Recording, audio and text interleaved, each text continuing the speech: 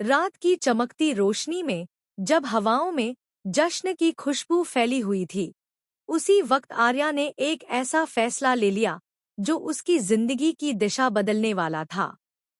वह मुस्कुराते हुए मानसी के हाथ में एक छोटी सी चाबी थमाता है, सीक्रेट रूम की चाबी। मानसी की आंखों में एक अजीब सी चमक उभरती है, मानो वह किसी पुराने राज तक पहुंच गई हो। लेकिन यही बात खत्म नहीं होती।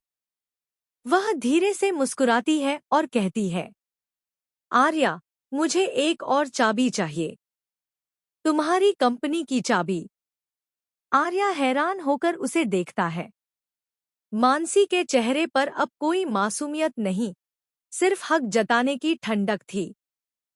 वह आगे कहती है, जिस पोजीशन पर तुम हो, उसी पोजीशन पर हर्ष को भी बैठाओ। वही मेरा वेडिंग गिफ्ट होगा। आर्या कुछ पल चुप रहता है। उसके चेहरे पर उलझन साफ झलकती है, लेकिन आखिरकार वह सिर झुका देता है। ठीक है मानसी, जैसा तुम चाहो। उसके इन शब्दों के साथ पार्टी की रौनक धीरे धीरे खत्म होती जाती है। लेकिन यह फैसला मानो आने वाले तूफान का पहला झोंका था। रात ढल चुकी है। पार्टी के बाद आर्या बाहर निकलता है और अनु को कॉल करता है। उधर झंडे अनु को उसके घर छोड़ने जा रहा होता है।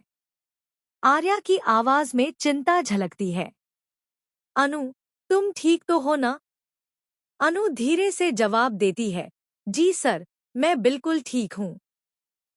आर्या का सवाल गहराता है, फिर ऑफिस में तुम बेहोश क्यों हुई थी? तुम्हें कुछ याद है?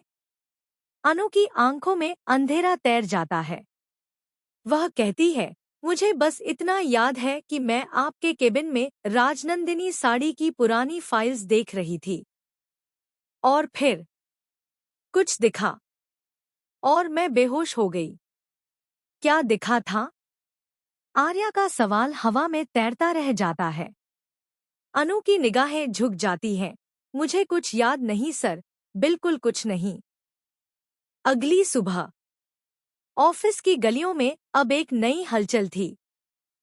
आर्या ऑफिस नहीं आता और अनु उदास होकर अपनी सीट पर बैठ जाती है। तभी हर्ष नई बॉस की तरह अंदर आता है और सबको काम बांटता है। अब कंपनी की कमान उसके हाथों में है। मानसी की इच्छा पूरी हो चुकी है। उधर उसी वक्त आर्या के घर के बाहर सिक्योरिटी गार्ड उसे रोकता है। सर, कल एक लड़की आई थी, आपके बारे में पूछ रही थी। आर्या चौंक जाता है। कौन लड़की? गार्ड बताता है, चेहरा याद है सर। आर्या मोबाइल निकालकर अनु की फोटो दिखाता है। क्या यही थी?